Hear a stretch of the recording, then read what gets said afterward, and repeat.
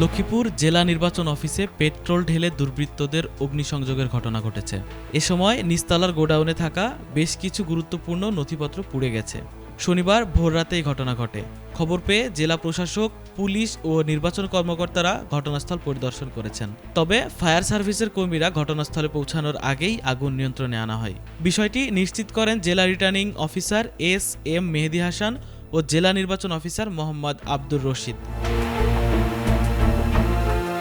প্রত্যক্ষদর্শী ও জেলা নির্বাচন অফিস সূত্রে জানা যায়, শনিবার রাত 3:30টার দিকে জেলা নির্বাচন অফিসের নিচতলায় জানালার কাচ ভেঙে পেট্রোল ঢেলে আগুন ধরিয়ে দেয় দুর্বৃত্তরা। এ সময় অফিসের দারোয়ান টের পেয়ে চিৎকার দিলে পালিয়ে যায় দুর্বৃত্তরা। পরে নির্বাচন কর্মচারীরা ফায়ার সার্ভিসকে খবর দেয়।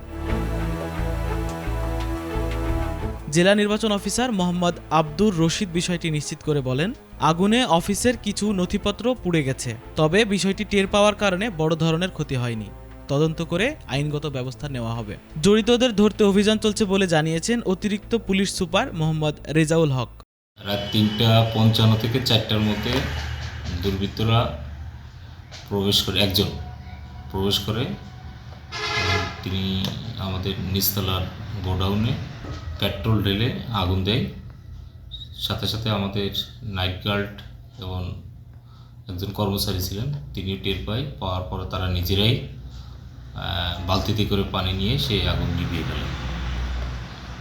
পরিস্থিতি এখন কাগজপত্র হালকা নষ্ট হয়েছে, বড় ধরনের কোনো ক্ষতি হয়নি, শুধু কিছু পুরাতন ফর্ম ছিল, 2 নম্বর ফর্ম, এইগুলোর ক্ষতি হয়েছে।